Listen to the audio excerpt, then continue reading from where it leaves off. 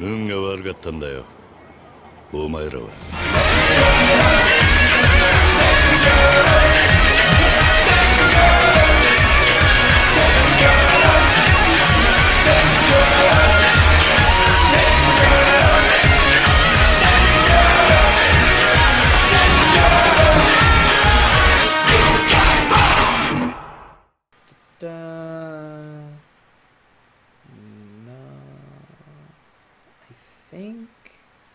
I don't want to trigger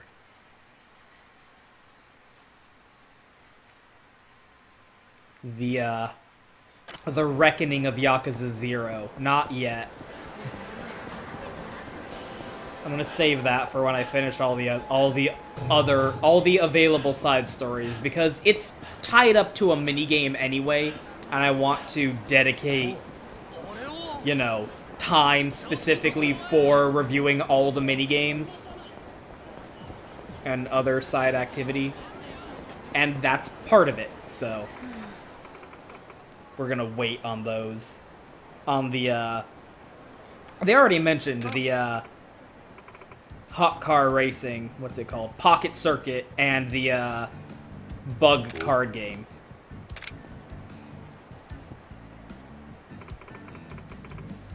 Middle-aged woman. She doesn't look even that old.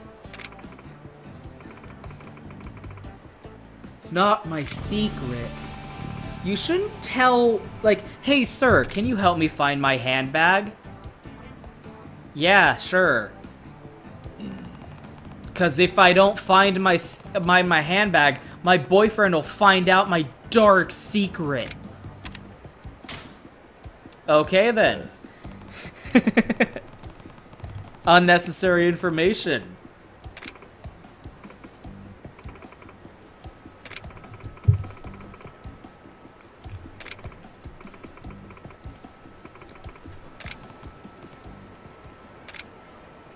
So this was actually, this is one of the sub-stories in the original game that was funny in terms of, god damn it, the PS2 jank that it had to offer. I'll show you what I mean by that once we finish it. Ooh, I should actually take the time to point out that for Majima's... You know what? I'm not going to point that out yet because fuck this.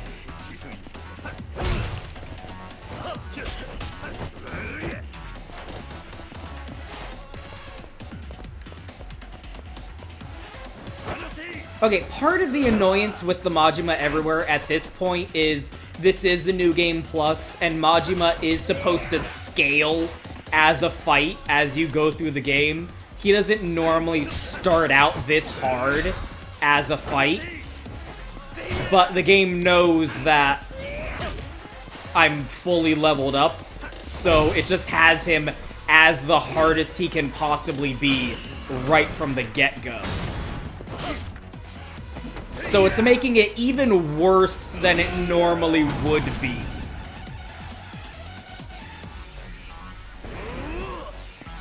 I'm also pretty sure... I don't know if that will be the case because it's New Game Plus, but normally, if you fight Majima and level up the Dragon Style enough times, eventually it'll be like, okay, Majima's done for a little bit. He'll leave you alone for until you progress the story a little bit further. I don't know if that's still the case during New Game Plus, but that's why I've started actually fighting him again and trying to win. Because I'm hoping that if I just do it enough times, I'll eventually just be, like, done with fighting him, and I won't have to deal with it anymore for a little while.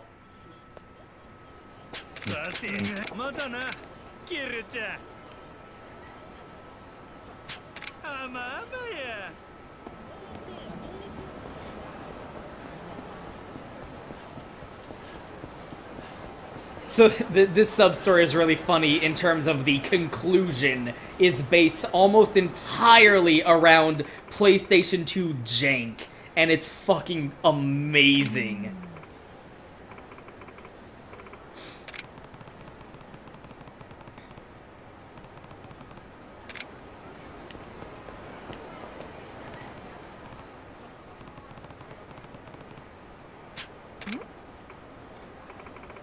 Like, ew.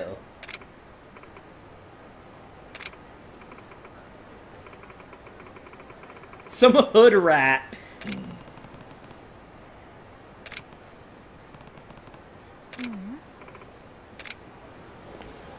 Fucking teenage girls are the worst. Everyone's like, oh, society's shitty to teenage girls in particular. And it's like, yeah, because teenage girls are fucking awful. They are literally the worst garbage. In fact, I don't think society is bad enough to teenage girls. I think it should be worse. Whoa.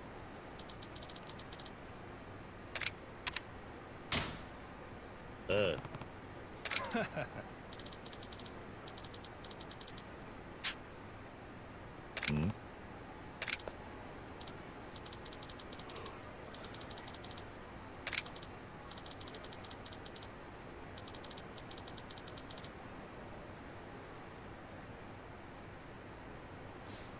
So Tatsuya. I don't think it's Tatsuya exactly, but yeah, that's the Japanese word for dragon. And there is a joke about that later in a later entry in the series. Not a joke, it's more like a pun.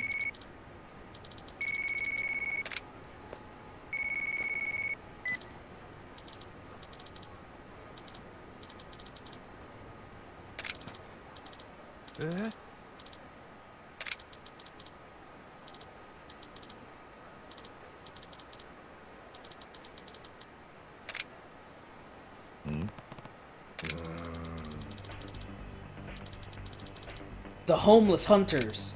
Yeah, so both of these sub-stories want us to go to the Champion District, so that's why I went and triggered this in addition to the white handbag one. Because they both want us to go to the same location, so it's saving time.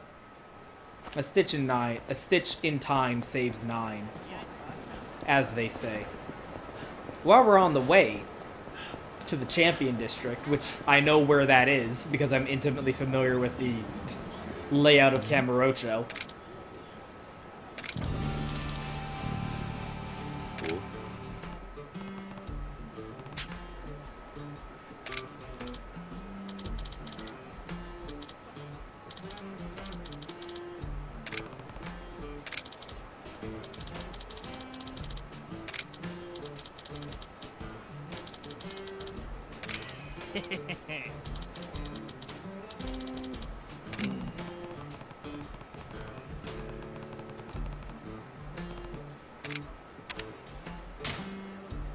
Always say yes unless they're asking for money.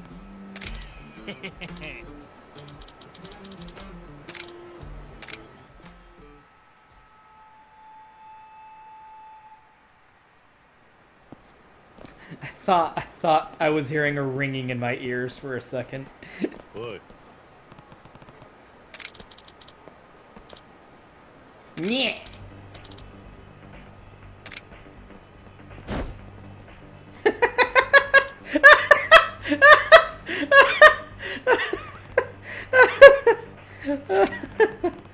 Oh my god, it's so funny.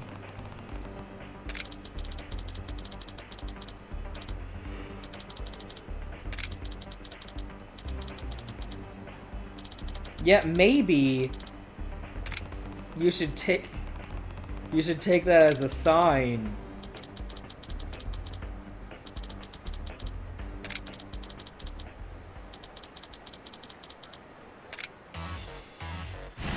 If someone beats the shit out of you 4 times in a row, maybe you should give up while you're behind. Quit while you're behind, my boys. My sweet, sweet boys.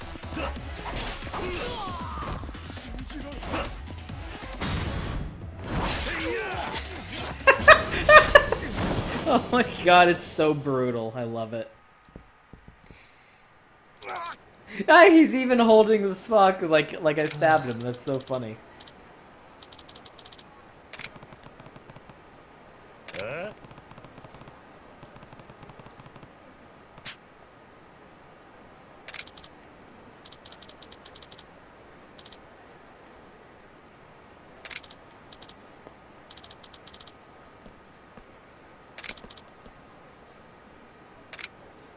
No, no, on your knees.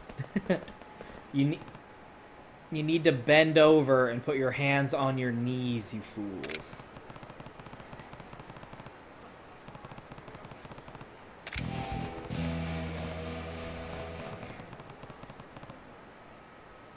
Maybe I should take the long way every once in a while. Gonna compile a book one of these days. A book of the wisdom of Kiryu. Anyway, we're going to the Champion District now. Note the Christmas trees, by the way. Like I mentioned before, this game takes place around Christmas time. And it was released during December. All of these games take place during the time period in which they were released. So they are very topical games. Anyway, this location on the map, this knifing attack waiting to happen of an urban catastrophe is the Champion District. And one of the games, at least, colloquially, I think in the original translation, they definitely don't call it this in the new translations. But one of the translations colloquially referred to the Champion District as the place with all the tranny bars. Actually, the specific bar that has the famous drag queen Mama-san in it isn't in this game. I mean, it is. It's Earth Angel here. Oh wait, no. Where's Earth Angel? It's usually right here.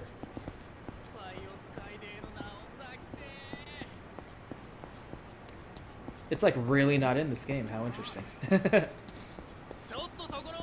Hey, well, we'll get to that when we get to that. But literally this entire... Look at this fucking, like, knife attack waiting to happen. You walk down this place and you're just gonna get fucking shanked in the back, in the kidneys. It's so ridiculous. Every time like, the Champion District is so memorable to me because it's just so fuck you obscene with how bad it is. It's literally just a district of bars, of different shitty theme bars, of hole-in-the-wall bars, and oh my god, I would never go here.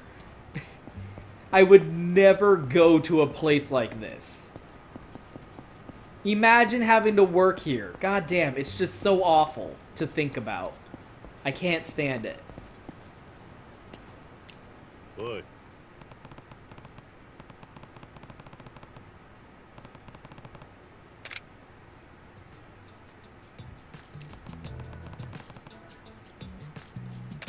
Huh?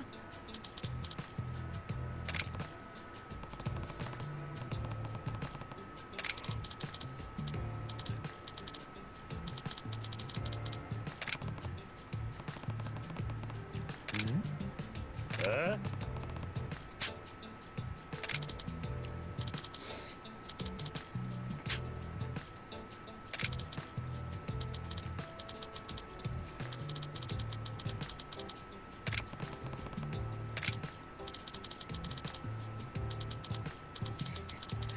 I always love a location that, like, doesn't have a name. Like, in Hey Arnold, I always loved that their school was called PS 118. Public School 118. There's just something so trashy about that I find really appealing.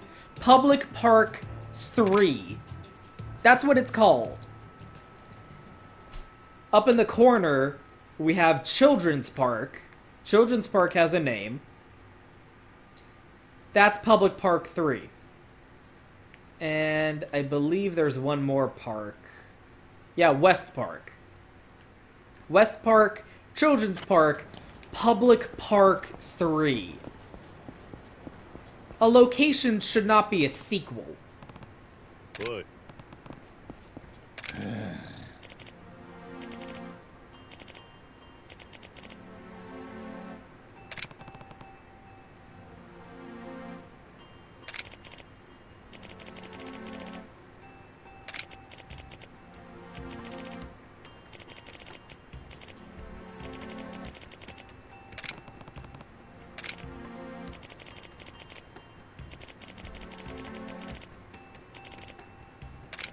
Oh hey, we were just talking about that. Please, Kenji, call the cops like a reasonable person. I wonder if Kiryu has violated his parole yet. He was released from prison on parole. Like, shouldn't he have a parole officer? Something?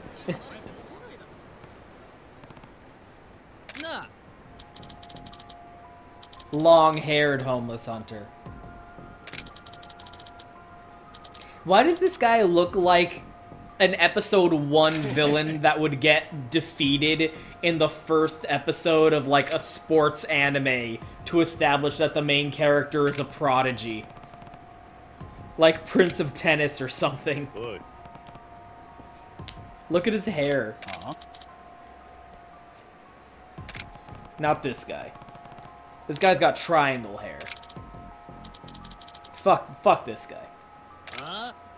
This guy. Look at this episode 1 villain. Absolutely ridiculous.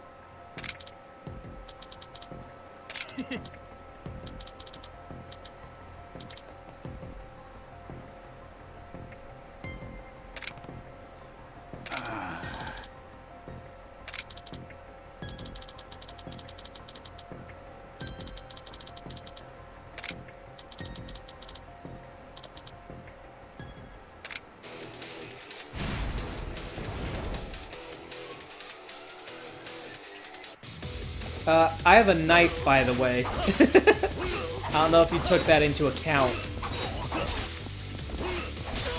It seems you failed to take that into account. That I fucking killed you with a knife.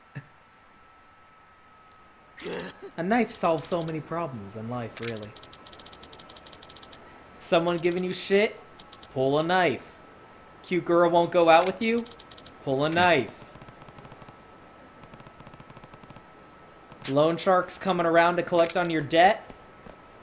Pull a knife. Mom tries to ground you? Pull a knife.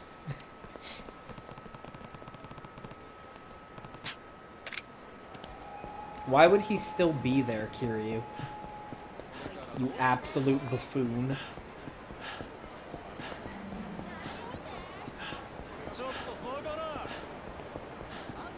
Why didn't you call a fucking ambulance, Kiryu? Kiryu!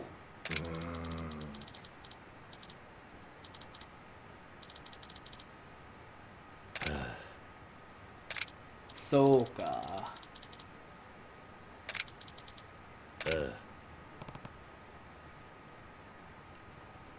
Were you just waiting here hoping I would show back up?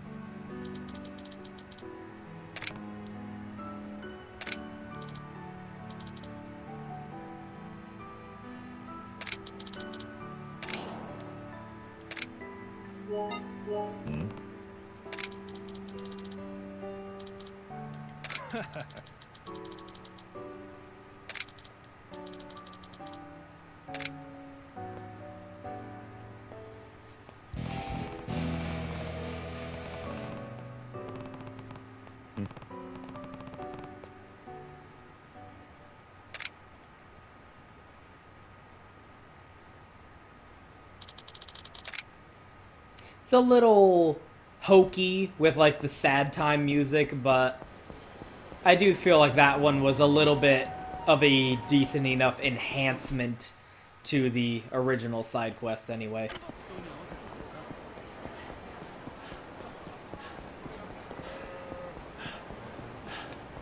Like, you can tell what side quests had a little bit more effort put into them compared to some of the others. Although there really wasn't, like, anything too complex about that one, it still had a little bit more going for it. We still visited, like, 3 different locations and had a lot more writing involved as part of the side quest.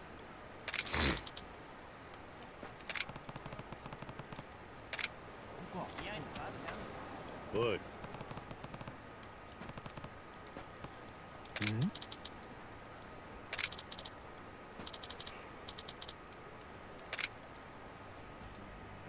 Vulgar delinquent.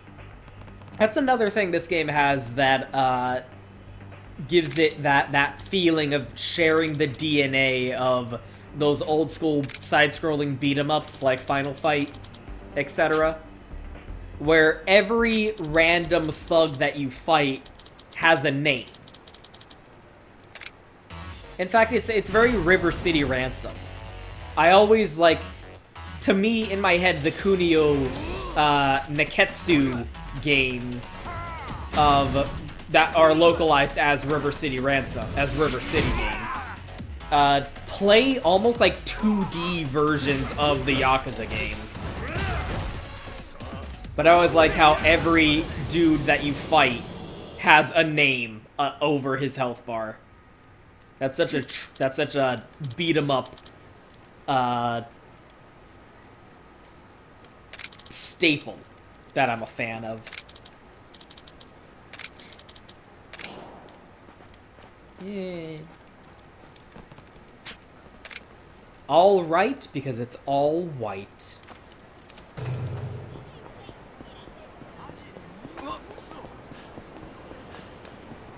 Everyone fuck off, I've got a purse. Okay, so here's the big reveal. Get ready for the dark secret. Oi.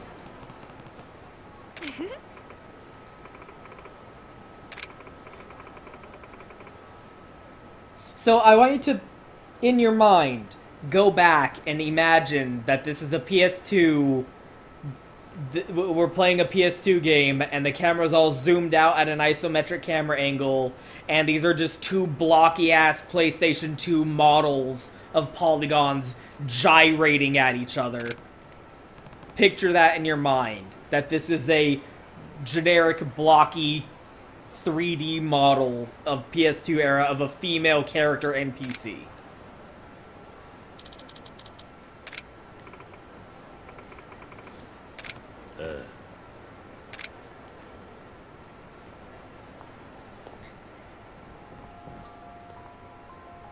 Nani?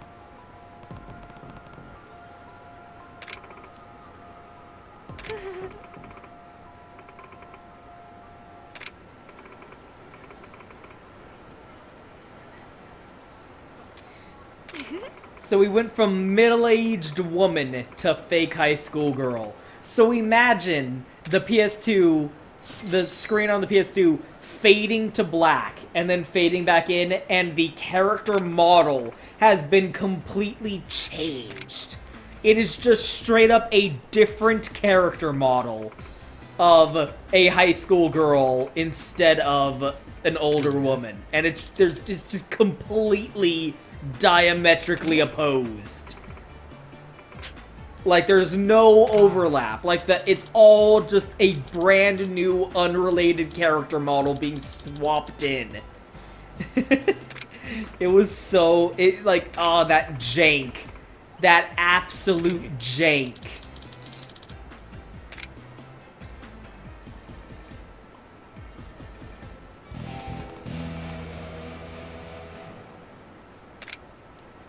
All of these end now with, like, little poignant, like, zingers from Kiryu. So many of the subquests would just end on, like, a... what the actual... what? What is this bullshit?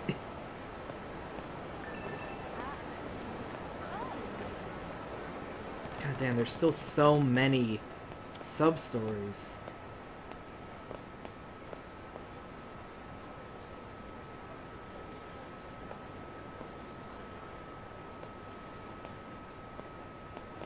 Damn it.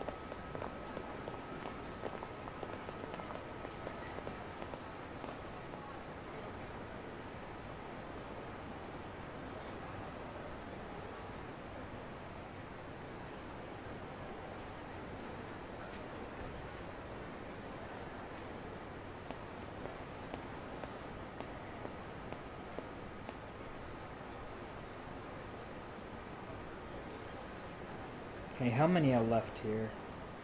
Oh, 1, 4, 6.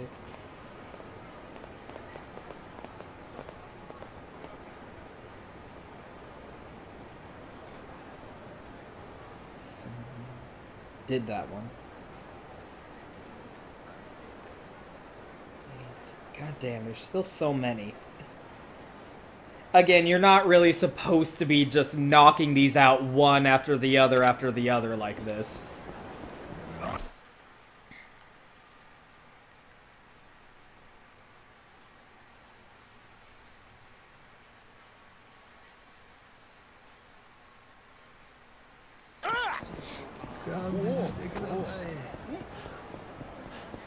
For some of these, in particular the one we're about to do. Move, bitch.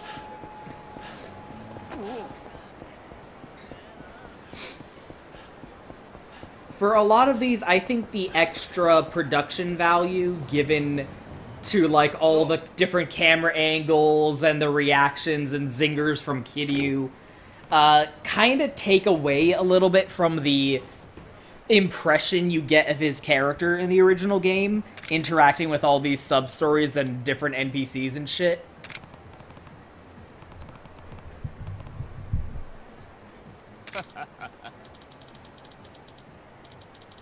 Because you get this different vibe when you don't have any real facial expressions to go off of, and you're just seeing his body language from a zoomed out isometric camera angle. And he does not have as much dialogue as he's generally given in this, in response to the various happenings that are going on. So you just kind of get this more, like, stoic impression of Kiryu just kind of, like letting all this stupid shit just kind of happen at him and just having no nonsense with it. Whereas with the Kiwami interpretation, we're a little bit more up in Kiryu's perspective.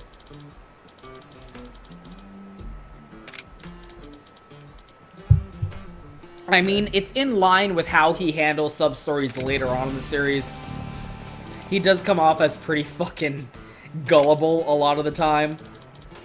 But it was just so amusing. It added this, like, humorous touch to a lot of the zanier sub-stories in comparison. Like, they're not zany in the context of the series, but they're zanier in comparison to other sub-stories in the game.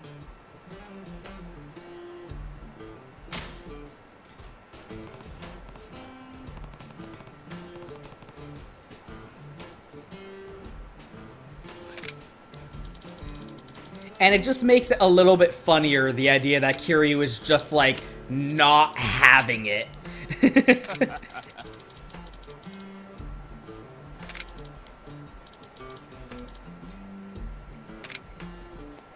Like, he ends up getting involved, but he's still just like, fuck this stupid shit that's happening.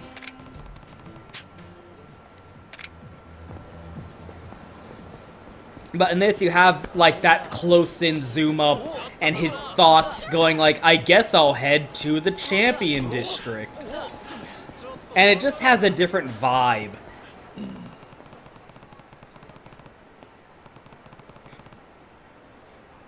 Like, in this... From this dialogue, you get Kiryu going like, okay, I'm gonna go look for Kano and figure out what he's got going on and get involved in what he's doing. Whereas in the original, it had more of a feeling of, like, Kiryu just wrote the guy off and then happened to run past where he heard where Kano happened to be and happened to run into him, and it's like, oh god, this bullshit again.